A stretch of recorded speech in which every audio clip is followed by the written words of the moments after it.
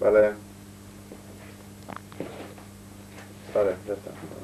Pues José Ramón, dime el nombre completo y el càrrec en la Creu Roja. Sí, soy José Ramón Samper y soy el responsable del área de cooperación internacional de la Cruz Roja en la provincia de Alicante. Tota l'ajuda que es va enviar des d'Espanya es va centralitzar des de la província d'Alacant, no? Tota l'ajuda que des de la Creu Roja. No, lo que pasa es que en este caso la Comunidad Valenciana, en concreto la provincia de Alicante, la verdad es que se ha volcado bastante con todo el operativo, ¿no?, de ayuda al sureste asiático, ¿no?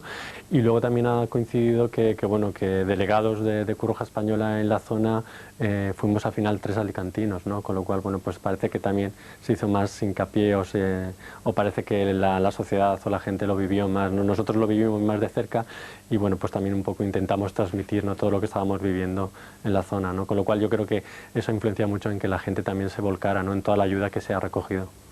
Tenéis un despliegue de la Cruz Roja inmenso en el sudeste asiático, explícame. Sí, la verdad es que es el mayor operativo de la historia de la Cruz Roja Internacional. Ten en cuenta que también la catástrofe así lo requiere, ¿no? O sea, se han visto afectados más de 7 países y muchísima gente, ¿no? Con lo cual un poco la respuesta que ha dado Cruz Roja va acorde también pues con la magnitud de la catástrofe, ¿no? En el caso concreto de Sri Lanka, que es el país donde estuvimos nosotros, bueno, la verdad es que el despliegue fue bastante importante, ¿no?, con más de 50 delegados especializados sobre el terreno y con muchas cruces rojas de diferentes países que se desplazaron allí hasta la zona pues para participar en el operativo. Y ahora cuéntanos tu experiencia. Vosotros llegasteis allí con la ayuda, cuéntanos un poquito cómo fue todo. Sí, la verdad es que nosotros, bueno, fuimos de apoyo, especializados un poco en todo el tema de telecomunicaciones. O sea, ten en cuenta que se mandan al terreno diferentes unidades especializadas en agua, en sanidad y atención médica, y en el caso de la Cruz Roja Española íbamos como delegados de telecomunicaciones, dando el soporte de telecomunicaciones a todo el operativo que se había montado en Sri Lanka, ¿no? Con lo cual, bueno, garantizamos de aquella forma que toda la logística, todo el despliegue de ayuda humanitaria y todo lo que se hace falta para esa distribución se garantizaba, bueno, pues todo lo necesario, ¿no?, pues para que se pudiera hacer de una forma rápida y de forma eficaz, ¿no? Entonces, bueno, pues nosotros estábamos ahí, mis compañeros alicantinos y yo estábamos, ya te digo, garantizando todo el despliegue logístico y de telecomunicaciones en la zona. Vosotros llegasteis al aeropuerto de Colombo, ¿no? ¿Cuál fue vuestra primera impresión, lo primero que visteis allí? La verdad es que, bueno, es curioso pues porque todas las zonas afectadas no están tan afectadas por igual. En el caso concreto de Colombo, de la capital, la verdad es que prácticamente no se vio afectada por el tsunami, ¿no? Entonces, bueno, la verdad es que llegamos mirando, ¿no?, viendo a ver qué podíamos ver. Y la verdad es que ya te digo, en principio el contraste fue de normalidad, ¿no? Dijimos, bueno, aquí, ¿qué pasa, no? Sí que se vivía la ebullición, ¿no?, de todo el operativo humanitario, ¿no? Porque nosotros estaba Cruz Roja, estaba otras agencias humanitarias, el gran despliegue de otros ejércitos, etc. Entonces, bueno, el aeropuerto era un hervidero, ¿no?, de ir y venir, de aviones llegando, de camiones saliendo y entrando con ayuda humanitaria, ¿no? Entonces, pues, fue la primera impresión de decir, aquí pasa algo gordo, ¿no? Luego fue ya cuando empezamos a desplazarnos a las zonas afectadas, cuando ya te das cuenta de la magnitud de la catástrofe, ¿no? Y por mucho que intentas imaginar, no te puedes imaginar, ¿no?, cómo vendría la ola, ¿no?, y la fuerza que tendría el agua para hacer todo lo que hizo, ¿no?, y todo lo que vimos. Quería preguntarte, ahora estamos viendo el aeropuerto como lo que tú explicabas, el trajín de los camiones. ¿Por qué es allí donde empezaba la distribución de la ayuda? Sí, ten en cuenta que era el puerto de llegada de todos los aviones con ayuda humanitaria, entonces, bueno, pues allí habían habilitado grandes naves donde, bueno, pues se iba llegando toda la ayuda, en este caso de Cruz Roja o de otras ONGs, y desde allí ya se distribuían a otros almacenes intermedios que en el caso de Cruz Roja tenía situado en diferentes puntos del país, ¿no? Desde esos almacenes intermedios ya se hacía la distribución concreta, bueno, pues a los campos de refugiados, a las familias necesitadas y a las personas a los cuales iba destinada la ayuda, ¿no? Pero las naves del aeropuerto eran enormes, ¿no?, y estaban repletas de ayuda, ¿no?, con lo cual impresionaba también.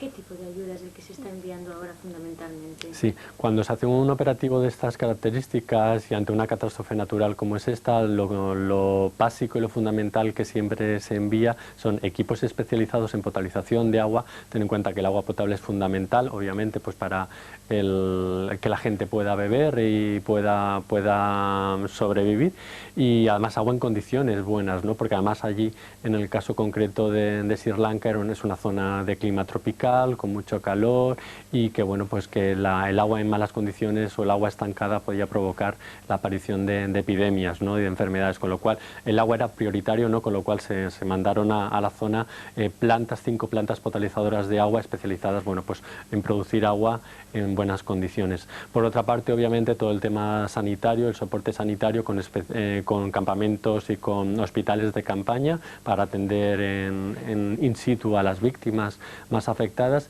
y luego todo el tema logístico y de alimentos, tema de comida, tema de tiendas de campaña para refugiarse, temas de mantas, equipamiento para cocinar, todo lo necesario para que una persona, una familia pueda subsistir, ¿no? Aunque sea a la intemperie o aunque sea dentro de una tienda de campaña, ¿no? Entonces esos eran los elementos logísticos que se repartieron o se están repartiendo dentro de lo que es la primera operación humanitaria, ¿no? La primera fase de la operación humanitaria, ¿no?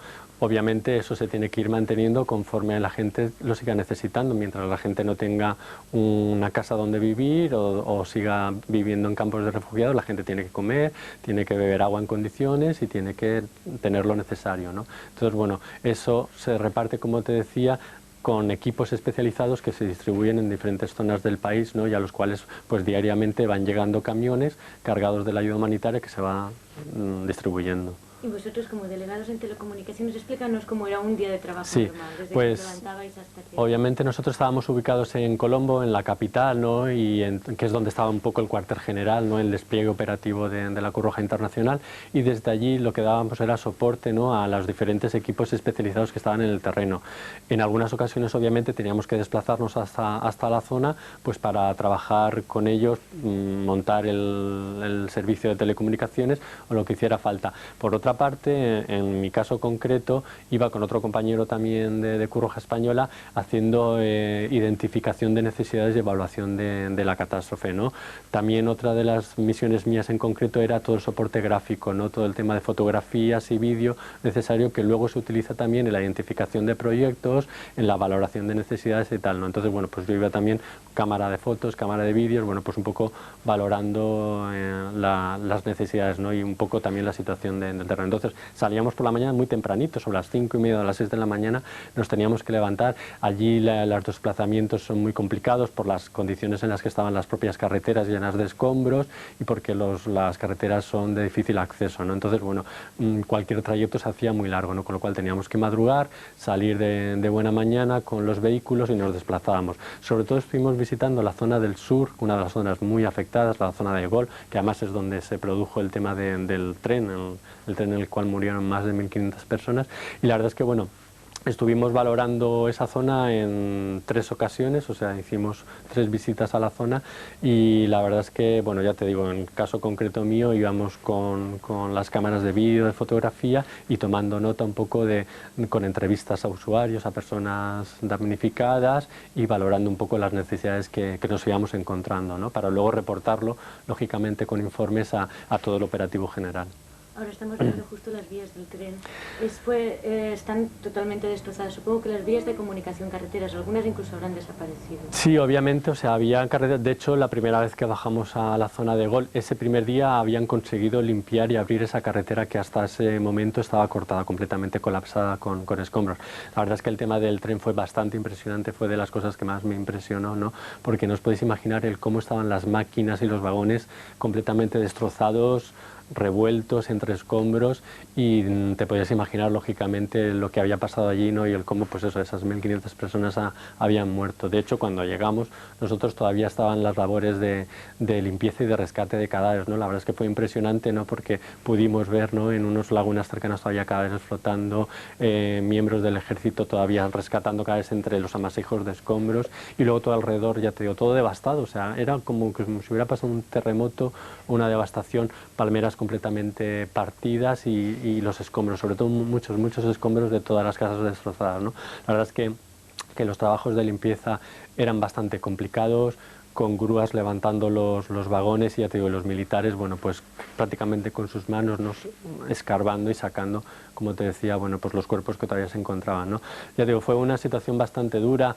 por alrededor estaban los familiares, gente que todavía buscaba gente desaparecida. La verdad es que fueron momentos, situaciones así bastante duras, ¿no? Porque lo vives en primera persona. Un momentito. ¿Podemos decirles que avancen la cinta hasta uno de los vagones? Sí. Yo les digo cuándo parar, ¿vale? Paco. Paco. Y así, porque ese tren supongo que iría circulando normal con 1.500 personas dentro y les llegó la hora. Claro, efectivamente. Sí. Porque yo he visto antes las imágenes y digo, lo de los vagones, qué pasada. Eso. Pero digo, le tengo que preguntar a José Ramón qué pasó ahí. Claro, o sea, ten en cuenta que claro, era domingo, era un domingo por la mañana y claro, allí la gente, bueno, pues utilizaba como aquí los domingos pues para ir a ver a los familiares. para viajar, desplazarse. ¿Dónde están? Sí, yo les voy diciendo. Eso es lo de los barcos. Estos los barcos también estaban todos fuera del mar. Sí, sí, bueno, era impresionante ver los barcos grandes, además grandes de barcos de pesca, pues a lo mejor en medio de... Pero bastante adentro, ¿no? Sí, sí, sí, sí, la verdad es que era impresionante. Incluso algún barco un poquito más pequeño encima de un tejado, o sea que... ¿sí? No, después de lo del agua.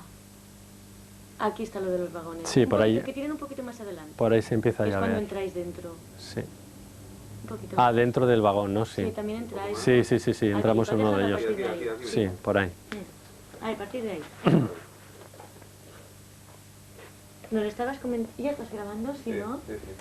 ¿Qué es lo que sucedió con este tren que vosotros visitasteis? Sí, pues según nos comentaron, bueno, cuando sucedió el maremoto fue un domingo por la mañana, entonces bueno, pues allí es pues como cualquier domingo en cualquier sitio, pues la gente pues lo aprovecha pues para salir, ir a la playa, visitar a familiares. Entonces claro, el vagón iba bastante lleno de gente, ¿no? Entonces bueno, pues es un vagón que circula muy cerquita de la costa y claro, cuando vino la granola es que prácticamente no tuvieron tiempo de reaccionar, ¿no? O sea, la granola se lo llevó por delante y la verdad es que fue impresionante porque es que lo movió, ¿no? Bastantes metros hacia el interior, ¿no? Con lo cual obviamente no hubo oportunidad de nadie de poder salir, ¿no? de escapar con vida, ¿no? Ya te digo, entonces era impresionante porque además nos metimos dentro de alguno de los vagones, claro, está todo lleno de maletas, de cosas, de ropa de la gente, ¿no? De todo destrozado, ¿no? La verdad es que era impresionante, ¿no? El poderte imaginar, ¿no? Cómo pudo suceder todo, ¿no? Ya te digo, y eso complicaba bastante todas las tareas de rescate y de sacar los cuerpos que todavía quedaban por allí. Supongo, me comentabas antes que ahí murieron 1.500 personas. 1.500 personas en la gente que iba dentro del vagón, ¿no? Por lo menos los cuerpos que se sacaron. Ya te digo que nosotros cuando bajamos todavía vimos por ahí algún cuerpo y todavía estaban rescatando cadáveres, ¿no? Con lo cual, ¿qué es lo que pensamos todos, ¿no? Que bueno, que al final el número final de víctimas nunca se sabrá, ¿no? Pues porque como os podéis imaginar, ¿no? La cantidad de escombros y yo creo que será difícil, ¿no? de saber exactamente cuántas personas murieron. ¿Y cómo está la gente? ¿Qué percibisteis de los habitantes de Sri Lanka? La verdad es que la gente la veía resignada, ¿no? O sea, nos veían, sabían que estábamos allí para ayudarles y lógicamente, bueno, pues sí, les dábamos agua, les dábamos comida, les dábamos una tienda para refugiarse, pero eran conscientes de que ellos habían perdido mucho más, es que lo habían perdido todo, o sea, o habían perdido completamente su casa o en el peor de los casos habían perdido familiares, ¿no? Como pudimos también ver y hablar con ellos, ¿no? Entonces, claro, la gente estaba resignada, en el mejor de los casos, bueno, pues te daban te regalaban una sonrisa, ¿no? De agradecimiento, pero bueno, es que por mucho, por poquito que les pudieras dar, sabían que es que no nos ibas a dar todo lo que habían perdido, ¿no? Entonces, bueno, la verdad es que por una parte eso, por otra parte también motivados, ¿no? Pues para salir adelante y ellos mismos los veías revolver entre los escombros de sus casas intentando pues eso, limpiar, rescatar lo poquito que podían sacar. Obviamente también pues lógicamente buscaban sus recuerdos, sus cosas, ¿no? Gente que a lo mejor rescataba alguna fotografía, algo, ¿no? De que les pudiera pues eso, que lo habían perdido todo, ¿no? Entonces ya te digo, también se les veía con esa fuerza, ¿no? Ya te digo, pero los primeros días todavía la gente las veía calladas, las veías calladas, deambulando para arriba, para abajo y no te contaban prácticamente nada, ¿no? Ya un poco más adelante, los siguientes días ya la gente se acercaba, te intentaba comentar, contar su versión, lo que les había pasado, su historia personal, con lo cual también te impactaba, ¿no? Porque entonces ya empezabas a escuchar historias personales, ¿no? Y decías, bueno, es que nosotros nos levantábamos todos los días con las cifras de muertos y de damnificados, ¿no? Porque la prensa local en titular todos los días abría con esas cifras, que eran números, ¿no? pero luego cuando te desplazabas al terreno y empezabas a hablar con la gente, ya cada número, ¿no? cada cifra era una historia personal, ¿no? Y decías, bueno, pues la historia es personal de tragedias que hay, ¿no? Y ya te, a cada cual pues más desgarradora, ¿no? O sea, pues nos encontramos un hombre, ¿no? que nos contaba, bueno, pues que en el momento en que vino la ola intentó subir a una palmera con su hija de 2 años en los brazos, ¿no? Subió arriba, pero en un momento dado la niña se le resbaló, ¿no? porque estaba mojada y que le cayó el agua, ¿no? Y la perdió, ¿no? Por ejemplo, ¿no? Entonces, claro, la impotencia con que el hombre no decía que había perdido a su hija de los brazos, ¿no? Otra casa que paramos a ver prácticamente destrozada, ¿no? Y entonces, bueno, pues ahí estaba el hombre, un joven, 29 años tenía, ¿no? Y había perdido a su hija, a sus 2 hijas y a su mujer, ¿no? Y ahí rebuscaba, pero lo veías que, bueno, pues con todas las esperanzas perdidas, ¿no? Rebuscaba, pero eran cosas materiales, ¿no? Porque lo más importante lo había perdido, ¿no? Y entonces, por mucho que podías hablar o intentabas hablar con él, obviamente, pues no le podías ofrecer todo lo que había perdido, ¿no? Y entonces, bueno, pues ya te digo, entonces luego volvías a casa, volvías a la capital, a Colombo, ¿no? Pues cargado de esas historias, ¿no? Y entonces, bueno, pues era bastante duro, ¿no? La verdad, luego la vuelta, ¿no? Cada día. Y esa gente ahora, porque muchos se habrán quedado sin hogar, sin casas, que están en campos de refugiados, en tiendas de... ¿Qué está haciendo esa gente ahora? ¿Dónde vive? Sí, pues la verdad es que la gente se movilizó en los primeros días, bueno, se les ubicó en colegios, en templos budistas, en centros religiosos, buscando refugio, ¿no? Entonces, bueno, pues ahí se improvisó los primeros operativos de ayuda, ¿no? Pues allí se les llevaba el agua, se les llevaba la comida y tal. Luego, curiosamente, mucha gente no quiso moverse de los cascotes de su casa, de donde estaba su casa, ¿no? Y entonces, bueno, pues mucha gente incluso la veíamos que estaba durmiendo a la intemperie, viviendo a la intemperie sobre pues lo que quedaba de su casa, que prácticamente no quedaba nada, prácticamente quedaba lo que era el suelo, ¿no? Pero mucha gente se aferraba ahí, ¿no? A no quererse de separar de su casa y ya te digo, y con la fuerza de estar ellos mismos ya limpiando e intentando rescatando las cosas, ¿no? Con lo cual también obviamente teníamos que ir zonas por zonas, bueno, pues a esa gente repartiendo lo que les hacía falta, ¿no? La comida, el agua, etcétera, ¿no? Y era curioso, ¿no? Ir caminando y ya te digo, la gente hacía ya su vida cotidiana, ¿no? Encima de los cascotes, pues tendían la ropa o lo poquito que tenían de ropa encima de los cascotes y los veías, bueno, pues con un trozo de tela refugiarse para dormir o cocinar pues sobre los escombros, ¿no? Y la verdad es que, bueno, pues la gente, ¿no? Te digo, se aferraba, ¿no? A lo que era su vivienda. Ya obviamente se han estado construyendo campos de refugiados en mejores condiciones, en tiendas de campaña, pero con mejores condiciones necesarias, porque obviamente toda la reconstrucción va a ser lenta, ¿no? Eso no se va a reconstruir en 2 días, ¿no? Con lo cual la gente va a tener que estar ubicada en sitios donde se les pueda atender mejor, en mejores condiciones y se les pueda dar todo lo necesario hasta que sus casas puedan ser reconstruidas, ¿no? Pero ya te digo, la gente se aferraba, ¿no? Que nos llamaba mucho la atención, ¿no? Se aferraba a no separarse, ¿no? Donde estaban sus casas. Estamos viendo ahora las imágenes de cadáveres en medio de los escombros. A medida que avanzan las labores de limpieza van apareciendo más cadáveres. Claro, y como te decía, yo creo que muchos ni tan siquiera aparecerán. Allí en concreto me llamó mucho la atención porque había un cadáver de un extranjero, ¿no? Y la verdad es que eso me impresionó bastante, ¿no? No es por nada, pero bueno, decías, bueno, pues es que es gente obviamente que está de vacaciones, Sri Lanka es un destino turístico muy bonito, la verdad es que está rodeado de muchos hotelitos a las orillas del mar y la verdad es que bueno, pues eso impresionaba, ¿no? Como de repente pues esa gente se les había llevado el agua por delante, ¿no? Luego otra cosa curiosa con los extranjeros, con los turistas fue, algunos obviamente, la gran mayoría, en el momento en que pasó todo lo que pasó, enseguida fueron a las ONGs, a Cruz Roja, a ofrecerse como voluntarios, ¿no? Y empezar a ayudar en lo que fuera, ¿no? Y te veías a gente extranjera, a turistas, bueno, pues cargando y descargando camiones, ayudando en las tareas de reparto y la verdad es que, bueno, pues era emocionante, ¿no? Ver esa gente implicada, ¿no? Sin embargo, curiosamente también hubo otros que continuaron sus vacaciones más o menos tranquilamente, ¿no? Y entonces te los veías paseando por la playa o tomando el sol al lado de gente que estaba con su casa arruinada o viviendo, ya te digo, a la intemperie, ¿no? Entonces era una imagen que también chocaba, ¿no? Un poco el cómo, bueno, pues gente optó por continuar con sus vacaciones, ya que, bueno, a ellos no les había afectado directamente la catástrofe, ¿no?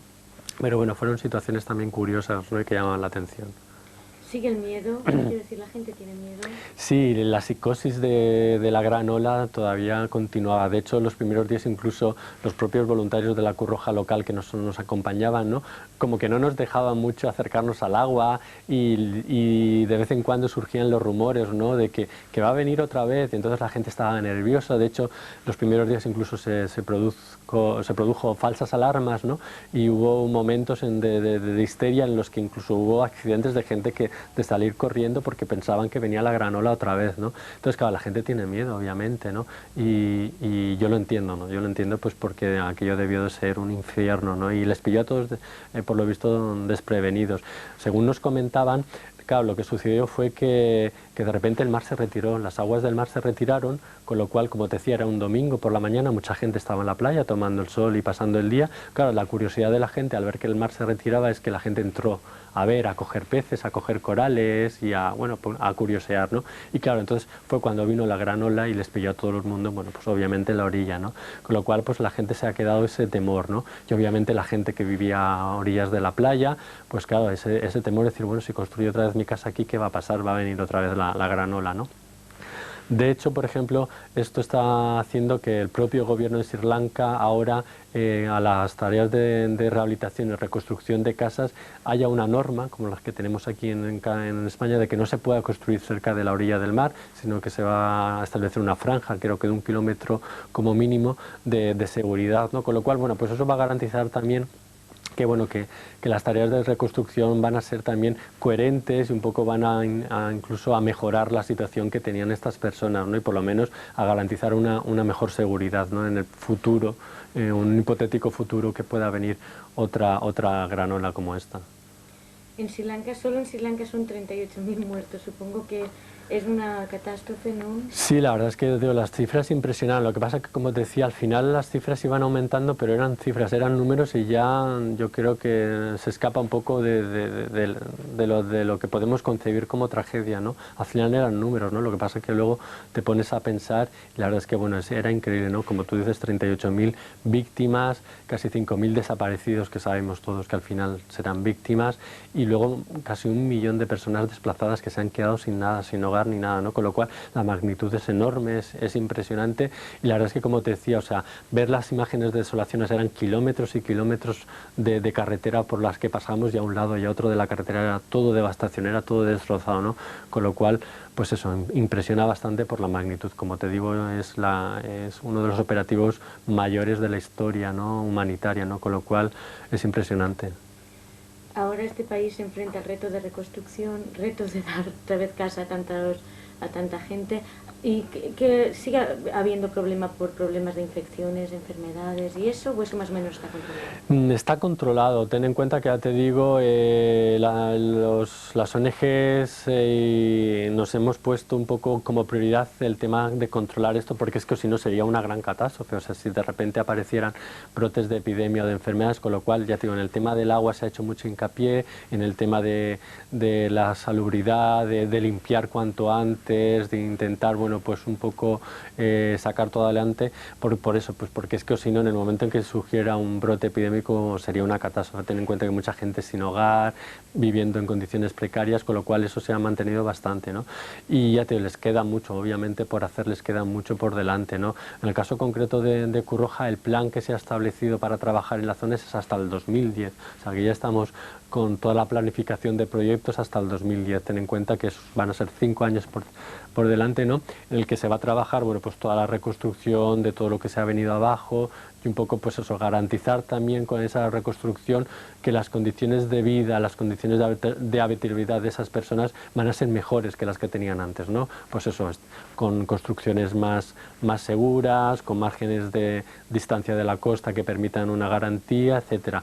Luego también es un tema que no hemos comentado, es el tema de que Sri Lanka es un país en guerra, es un país que arrastra un conflicto interno desde hace bastante tiempo, desde hace más de 12 años, con sobre todo el norte del país, ¿no? Con lo cual también el norte y este del país se vio muy afectado, y las condiciones de guerra o de guerrilla, bueno, pues también complicaron un poco todas las tareas de ayuda, ¿no? A esas víctimas, ¿no? Entonces, bueno, pues se intentó el gobierno establecer un alto el fuego, un acuerdo para que, bueno, pues que que la ayuda humanitaria podía llegar a la zona, pero bueno, pues como en todo conflicto existían tensiones, existían rumores de que en cualquier momento podía volver a estallar el conflicto y lógicamente, bueno, pues los organismos humanitarios lo tenían difícil o por lo menos complicado el acceder hasta esas zonas, ¿no? Entonces, bueno, en el caso concreto de Cruz Roja se desplazaron los que son los delegados del Comité Internacional de la Cruz Roja, que son los que tienen jurisprudencia en el caso de zonas en conflicto, ¿no? Entonces, bueno, nosotros concretamente, por ejemplo, los delegados de la Federación o de la Cruz Roja Española, de otras Cruces Rojas de otros países, no podíamos acceder a la zona pues por el riesgo que suponía, ¿no? Entonces, bueno, pues ya te digo, allí con más precaución y con más sistemas de seguridad, bueno, pues sí que también se desplazaron, pero ya te digo, sí que influyó lógicamente en el poder repartir esa ayuda. También es verdad que muchos de los afectados y de las víctimas pertenecían a esa guerrilla o a esa zona ocupada, ¿no? Con lo cual también la guerrilla le interesaba que la ayuda llegara lógicamente pues para atender a sus víctimas, ¿no? Pero bueno, eso influenciaba lógicamente en lo que era la situación y en el despliegue operativo en general. Pero se está repartiendo ayuda también. Sí, o sea, sí, ya te digo, porque en un principio, bueno, hubo un acuerdo tácito, un acuerdo entre ambas partes, pero que influyó lógicamente, ¿no?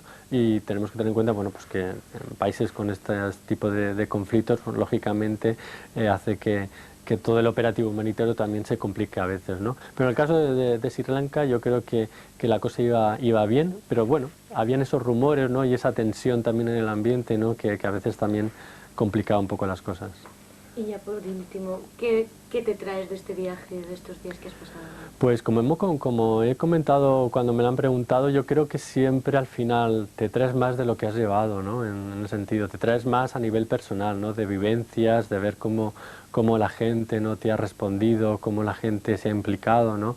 Y un poco también valores, ¿no? Ten en cuenta que pilló en plenas Navidades, con toda la euforia de las Navidades de aquí que vivimos en Occidente, en España, ¿no? Las compras, los regalos, todo el tema material, ¿no? Entonces, bueno, pues tú ves allí esa gente, lógicamente, que no, ni Navidades ni nada, ¿no? Y que allí los valores que tenían eran valores de sobrevivir, de subsistir y de salir adelante ante una catástrofe. Entonces, bueno, pues eso, te vienes con esos valores, ¿no? Cargados, con esas pilas cargadas en cuanto a humanidad, ¿no? En cuanto a solidaridad, en cuanto a ver que la gente se moviliza, ¿no? Entonces, ya te digo, yo creo que todos los delegados, cada vez que nos vamos a un sitio de estas características, siempre volvemos con más cosas de las que hemos llevado, ¿no? Porque llevamos ayuda humanitaria material, pero volvemos cargados, ya te digo, de todas esas pilas, ¿no? De toda esa solidaridad que allí mismo en el terreno recibimos por parte de la gente.